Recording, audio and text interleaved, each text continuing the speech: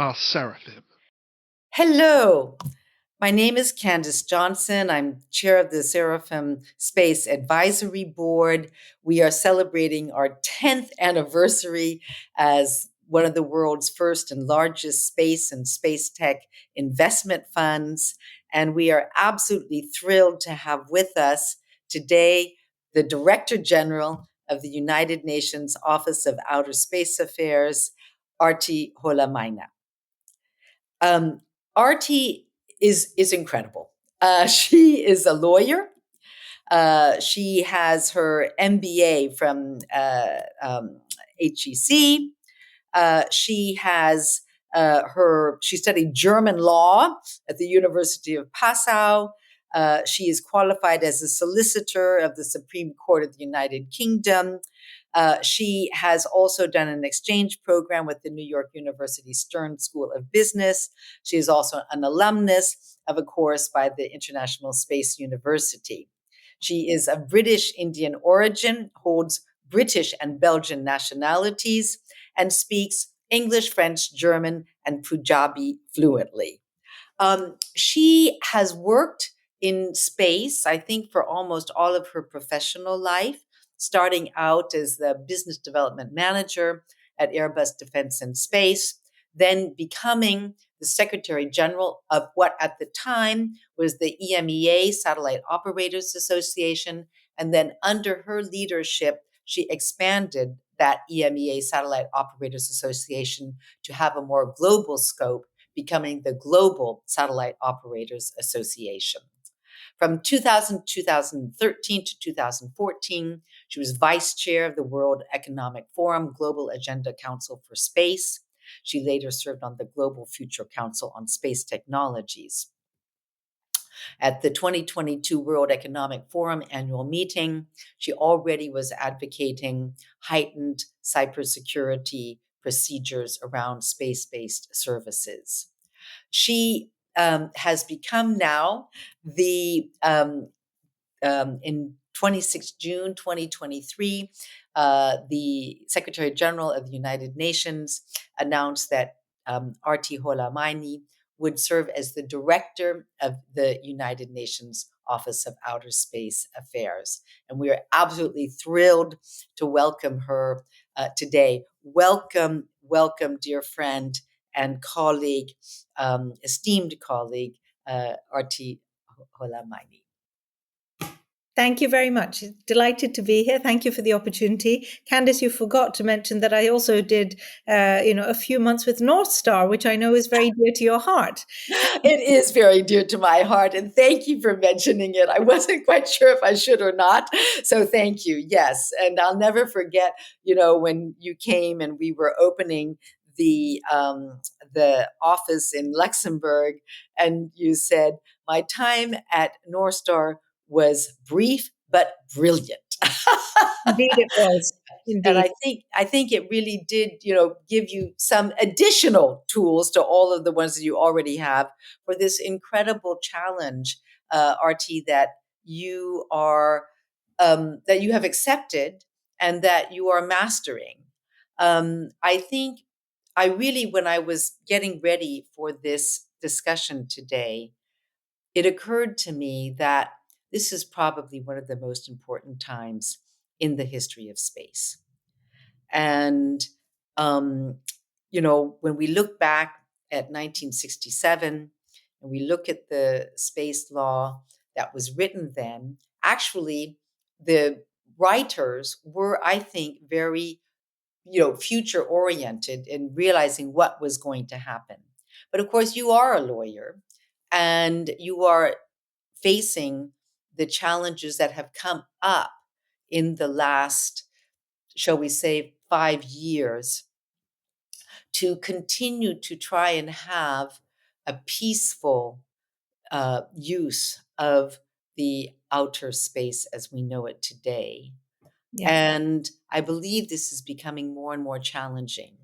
So I would like to ask you, Aarti, just how you see the overall context that we are working in, we being the operators, the users, the beneficiaries of space, and just how you see this context, and then we can talk a little bit about what you in particular are doing at the UNOSA. Mm-hmm. Yes, thank you for that. I think you are right when you say that this is probably one of the most important times that we're living at when we think about space as a sector. It is important for so many different reasons, and I really feel the weight of responsibility on our office and on the United Nations in convening the multilateral platform around space governance. Um, at a time of great division, space remains a great unifier, both in terms of what we see.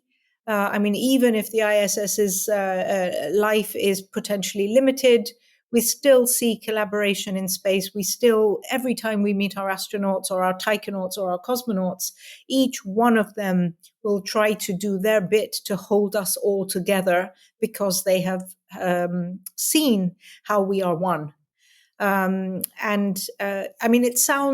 It sounds a bit esoteric. It sounds a bit idealistic, poetic, if you will, but it's very real. I think we need policymakers and those who are responsible, carrying responsibility and holding power and influence of any type in today's world to really keep humanity and peace and all the benefits that brings at the forefront of their mind, because that means putting the welfare of their electorate in the front. And that's good for business, that's good for politics, that's good for space. So it is a solemn time where we have to take our work very seriously. Now, it's also a time full of opportunity. I think the amount of investment that is going into this sector, whether it's private, whether it's governmental, is phenomenal. The amount of innovation that is happening. I am meeting every week. I meet new companies, startups. You have the youngest people running startups these days. It's pretty impressive and scary what they know, but it's a great thing. But I met a Canadian company who is harnessing solar power to provide energy on the moon. Not bringing it down to Earth or anything like that, but to support activities on the moon. So another level of innovation again. That was the latest startup that I mentioned, that I met just this week. So I wanted to mention that. The opportunities are there, which means that the financial opportunities and potential reward in terms of economic growth is also there. But we still have a massive digital divide. We have an even greater data divide. Data is, we're living in a data-driven economy. It's one of the new hot commodities which is out there. We've been taking pictures of this Earth from space for the last 6 decades. So much of that data is archived, is not used, is available for free. And yet we have communities and countries, be it the small island developing states, the least developed countries, or others, who are crying out for actionable intelligence because of food security, because of sea level rise, because of storm surges and flash flooding, or whatever the issues are that they are facing locally. So as an office, we are a gateway between all those millions of dollars that have gone into space technology, data, and services on the one hand, and the needs of countries and communities who don't have access to it. And we're also a capacity builder in that we facilitate access to these solutions. We democratize space, and all the way from technology, so helping countries launch their very first satellites, helping university students conduct experiments in hypergravity or microgravity or on the International Space Station, all the way down to facilitating access to high-resolution imagery, training national experts how to become authorized users of the International Charter Space and Major Disasters, and helping them understand how how to process data and so on. So you don't need to have a space agency or a satellite to benefit from the space economy and actually build your own thriving space economy. It can be a downstream economy. It doesn't have to be the capital intensive, heavy infrastructure based economy. I mean, of course, that's an option too. But I'm just saying that it's the opportunities are there across the board. And then when it comes to space governance, thankfully, we see that COPUS, the Committee on the Peaceful Use of Outer Space, continues to deliver. This year, we saw the committee take the fastest decision it has ever taken, which is to establish an expert group on space situational awareness. This is the first step in the direction of facilitating global space traffic coordination. And that was a decision that was taken in the wake of the very visible urgency. My office is making it visible to the COPUS delegates because we're increasingly becoming a hotline for collision warnings.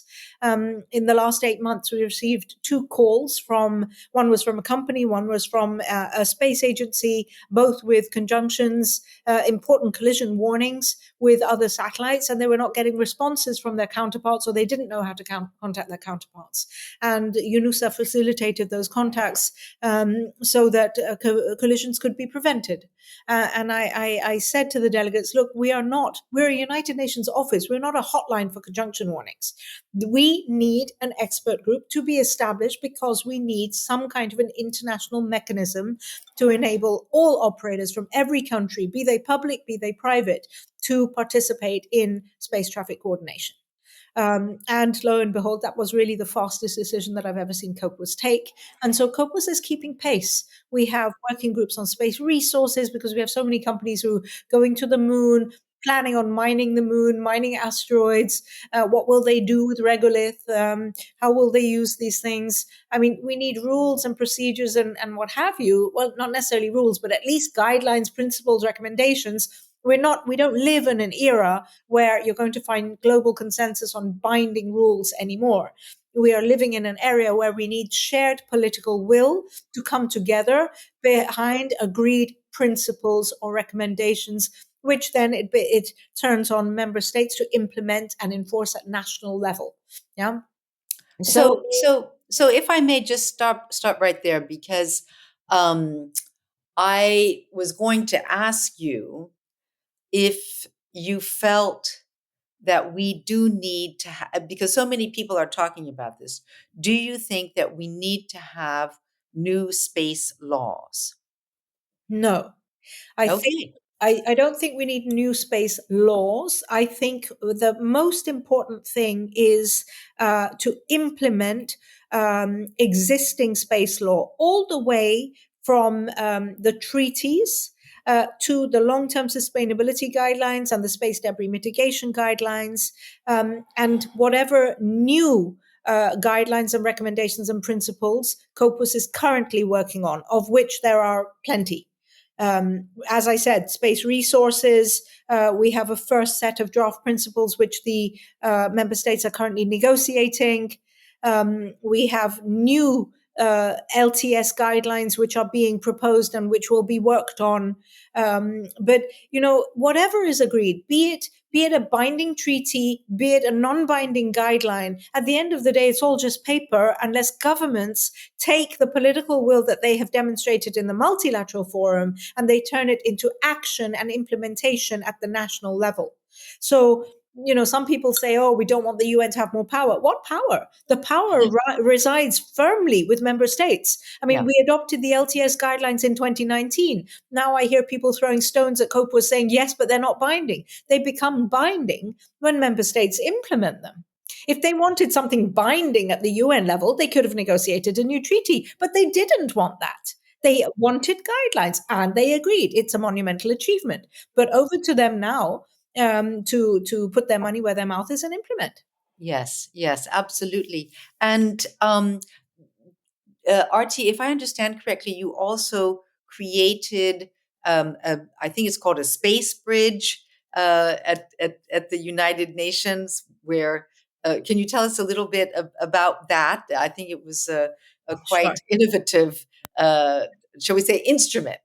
Yes, yes. So the USB, a USB, you take it where you need it, right? So it's a United Nations space bridge that we called it the USB because we wanted to break down silos and build bridges and get communication going through informal channels. Um, when you think about COPUS delegates, imagine there are embassies and permanent missions here in Vienna, and they each have staff who come and sit in COPUS and are expected to deliberate. But here in Vienna, we have multiple UN agencies. That means these delegates need to know about industrial development, drugs and crime, nuclear, and space. So no pressure there, right? Um, if we want to elevate the quality of their deliberations and really equip them with the knowledge they need to take decisions on complex areas like space resources or lunar traffic coordination or space traffic coordination or space debris mitigation and so on going forward. We need to make sure they know what's happening in the real world, what the actors are doing. This is not just a political exercise or an academic exercise. This is a very real exercise. And so the idea of the Space Ridge was to build the bridge between, for example, COPUS delegates and industry, or space and non-space. Let me give you an example. We launched the Space for Oceans Alliance at the United Nations Oceans Conference in June earlier this year. This is bringing together multiple space agencies. We have, I think, at least 30 oceanographic satellite missions which are being invested in and which will go up in the coming years. We need to have the space sector not just talking to itself and not just talking to its science ministries, but actually talking to the marine and maritime communities, talking to fisheries ministries, and speaking to the users which are outside space. We don't do that very well. But as the UN, and as the gateway to space for anybody who needs it, be it developing countries, be it other communities, or we see UNUSA's role very much as building those bridges. But COPUS is also very formal. So you can't have a debate. You can have a discussion, but when you raise your country flag and you take the floor and then you have a right to reply and so on and so forth, that's how it works. That's not really conducive to thrashing out complex issues. So I do think that there's a lot of need for informal dialogue, also to change the perception of the UN. Another example, I know I'm talking a lot, but we have in 2 That's weeks. why we invited you. So in 2 weeks' time, we're organizing our second lunar conference. We did a conference on sustainable lunar activities in June 2024. And now we're doing a lunar conference on the commercial lunar landscape. And at IAC, where we both met recently, I had bilateral meetings with so many lunar companies from different parts of the world, including the US, including Japan, Canada, and others. And one of the US companies said, "Why would we come to a UN conference? We get invited to conferences all the time, but why on earth would we come to a UN one?" And well, I said, "Look, you're a lunar company. Most of these startups are set up with, an engineering challenge in mind, and they've got great minds that have come together that have raised capital to solve an engineering challenge, and policy is the furthest from their mind." But what this company didn't realize is that, and what many companies don't realize in the US, is that they are going to require a license from the Office of Space Commerce in years to come. Well, the US, despite whatever is going on right now, remains one of the most engaged states in the COPUS procedures. And typically, if we go by history, they're very good at implementing what comes out of COPUS. So the industry didn't realize that they will have to deal with policy at some point down the road. They didn't see why that was relevant. They had no idea between the link between their government and what was happening at the UN.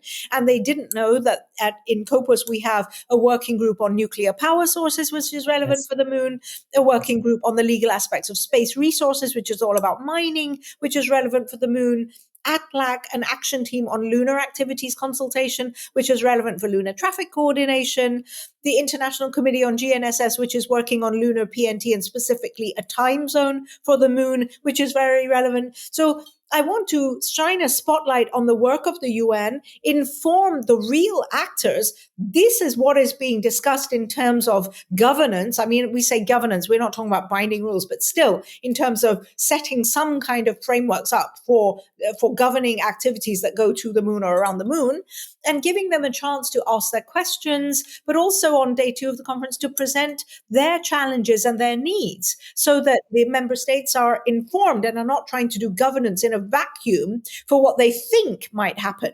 Yes, absolutely. And that they can contribute their suggestions to the policy or to the guideline formations. I mean, absolutely, absolutely.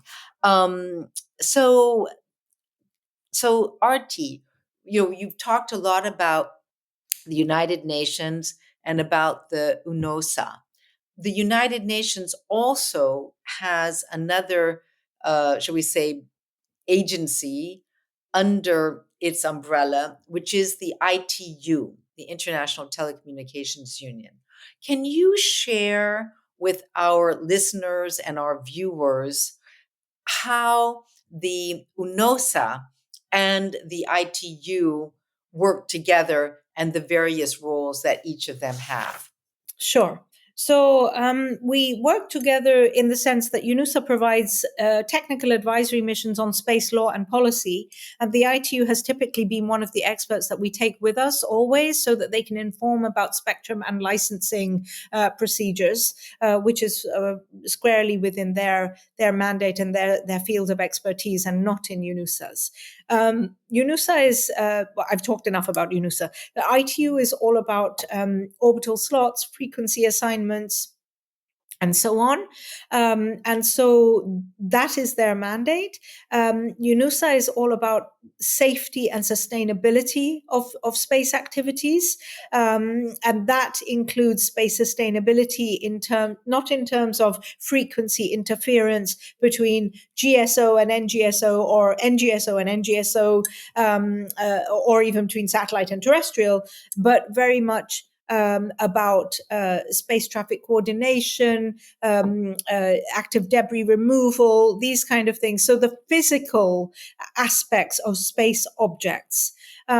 This is very much within our mandate. Last year, we had the Summit of the Future organized by the Secretary General in New York, which produced a Pact for the Future. This was a heads of state level event, which called upon COPUS to work on new mechanisms for space traffic, space debris, and space resources.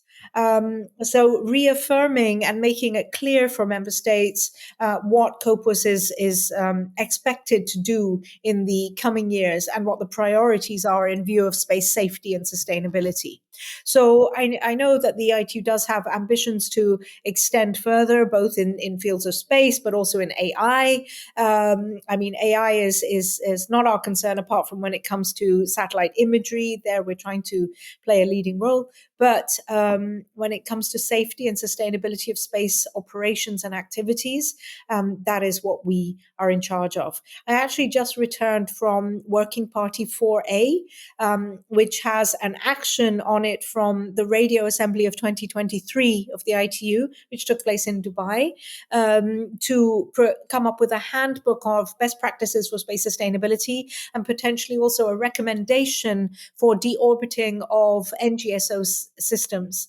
In the last couple of months, I've been asked, so years ago, the ITU was also called upon to produce a recommendation for GSO systems, but frequency engineers don't actually understand orbital mechanics and things like that when it comes to satellite systems. So, and hence also your brief but brilliant stay at North Star. Yes, exactly. And so they Historically, ITU was asked to liaise with UNUSA, and it was UNUSA experts that supported the development of that recommendation, which the ITU then effectively adopted. But in the last couple of months, I've been asked a lot, what happened historically? Should we repeat what happened historically again now when it comes to NGSO deorbit? And happily, I was able to report that the LTS working group, so the working group on long-term sustainability, which was responsible for the guidelines that were produced in 2019, is working on various thematic areas where they may establish new expert groups. Expert groups, by the way, involve industry, which is extremely pertinent, as I explained before.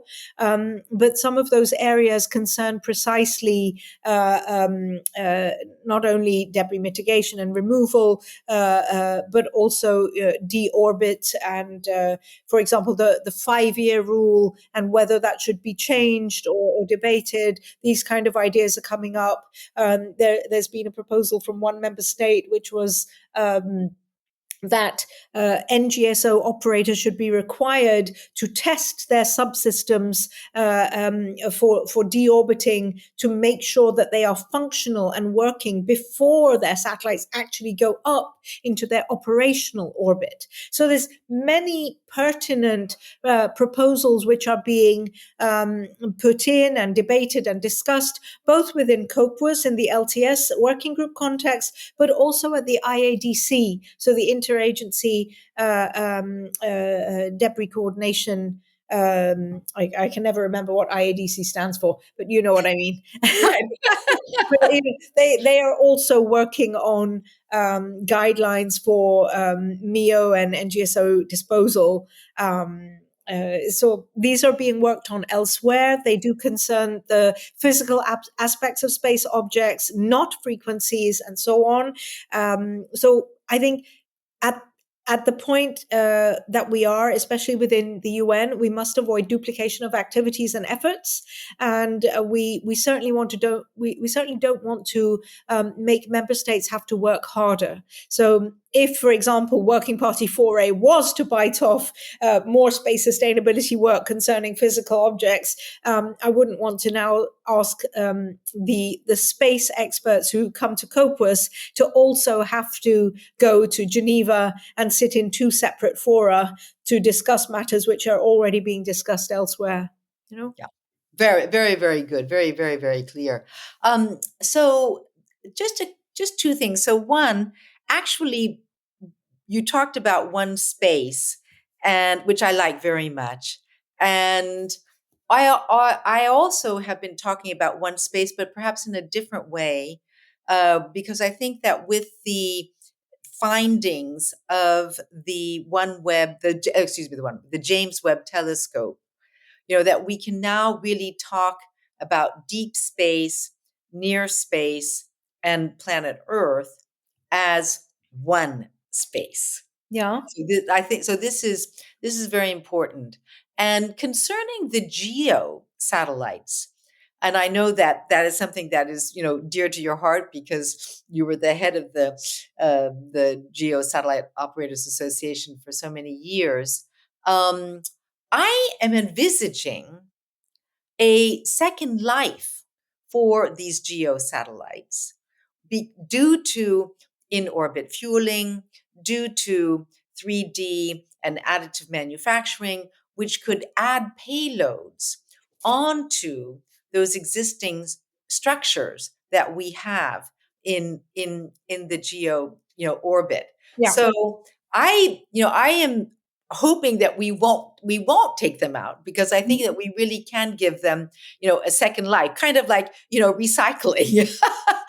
and then the other thing that I'm also worried about with the low Earth orbit and some of these rules that are being put into place is that when I was on the founding team of Iridium, and at the time we said that the satellites would have to be replaced every 7 years. Well, of course, as it turned out, they lasted 17 years, and many of them are still there, Yeah. and providing good operations.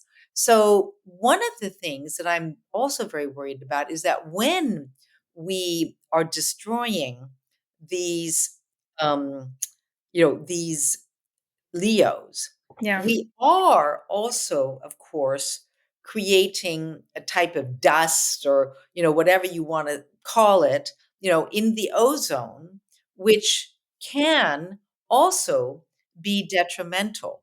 So I think that we really have to look, as you are saying, very carefully at what these guidelines, are suggesting and making certain that the long-term sustainability, is accomplished. I just wanted to kind of share some of those ideas with you. Mm-hmm. Yes.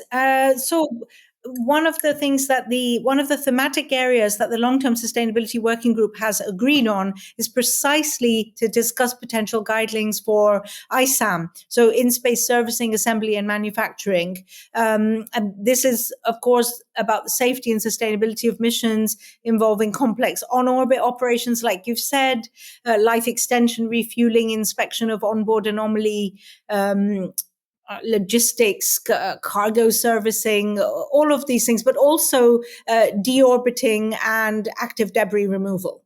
Yeah. One of the things that I'm trying to really push is that Japan and New Zealand, which actually have published guidelines for a license for on-orbit servicing, actually bring that as a proposal to COPUOS, because COPUOS has a track record. They took the IADC debris mitigation guidelines historically and thought, IADC is only 12 space agencies, I think. And they thought, well, this should be something which happens globally. So they didn't reinvent the wheel. They took the IADC guidelines, tweaked them a bit, discussed them and debated them for a while, and then issued them as the COPUOS Space Debris Mitigation Guidelines. And my hope is that they don't reinvent the wheel also when it comes to guidelines for a license for on-orbit servicing and ADR, but they look at the work which has been done. I mean, the Japanese and the Kiwis have really, done the thinking around the different legal aspects of these topics and come up with pretty good guidelines. Well, certainly one of the, shall we say, legal questions, and I remember when we were both together at the first Saudi space debris conference, and looking forward to seeing you there as well in January, I think. Is that there was an idea to, it has been shown that there are about maybe 45 large pieces of debris from former Russian or Soviet satellites, rockets, whatever you name it, and that if we were to bring those down, that we would be seriously improving the whole climate and the whole orbit, the debris, space debris. But the problem is, who has the right to go and to get those large pieces? Yeah. Who those large pieces? Do they still belong to the Soviet Union or to Russia? And so, this is, I think, a very, very interesting, question that we will have to come to grips with if we really do want to try and clean up space. Yes. I think rather than focusing on the intellectual and legal heaven that this is for space lawyers, I think we should focus more on the operational need to remove these objects and the fact that why are we stuck? We're not stuck because it's of the legal questions. We're stuck because of the political concerns that ADR on-orbit servicing can be dual use. And therefore, it goes as much to space security as it does to safety and sustainability. UNUSA is responsible. UNUSA COPUOS are space safety and sustainability. That's Vienna. Space security is the Office of Disarmament Affairs, and that's Geneva.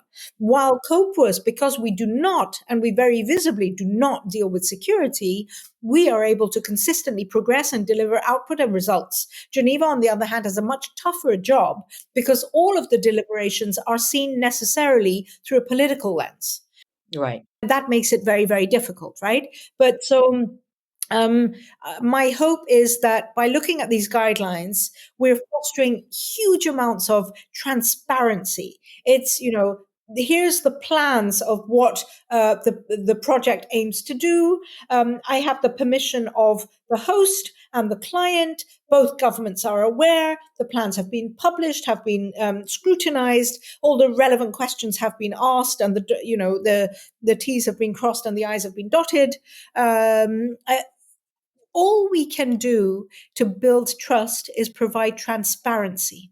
Yeah. And so that's what those guidelines do. They go to the heart of trying to address as many of the worrisome aspects and angles as possible, and to maximize transparency and robustness around that. I think that's the best that we can do. And then it's up to the market. Will the market pick it up? So in my conversations with Russian Federation, China National Space Agency, ISRO, but also the US, I'm actually trying to say, can we focus a little less on the race to the south side of the moon or to Mars, and actually show some real technological prowess in doing what is very, very equally hard, which is going into space and catching a moving object and bringing it down to burn up. Right. And then you mentioned also the environmental aspects of space activities. This is an area where we have been working with UNEP, the United Nations Environmental Programme. I have a call with them later this week because we're about to publish an issues brief together. We had a workshop of some global experts on this topic, and we think that this is one of the important topics that needs to be brought to the attention of those dealing with space governance going forward. So all very relevant, interesting topics, all very, very hard. Yes, yes, yes. Well, it sounds to me that, you're focusing on the positive, which is, I always have these ABCs of achieving your visions. And A is avoid negative people, thoughts, and habits. So I think that, focusing on the positive, focusing on the transparency, on the trust is very important for us. So certainly for Seraphim Space, as investors, for our entrepreneurs, our portfolio, we have 145 portfolio companies across the world, from Japan to India to Canada to the United States to Europe, etc. And we definitely need to have what we call in German, Aarti Planungssicherheit. Yes. So planning security, you cannot do anything without planning security. And it certainly sounds like this is what you are doing, Aarti, with UNOSA. I'm absolutely thrilled to see this, can-do attitude. UNOSA is a very young organization at the United Nations, the actual office. And so the fact that you're able to impact so many parts of our society, of our economy, of our governments, of our citizens is truly, truly inspirational. And so, I want to congratulate you. I want to thank you. I want to wish you all the best. If we can help in any way in helping promote, achieve, implement these initiatives that you have set out, we will do so because, as you say, it is truly one space. Thank you. Thank you so much for joining us.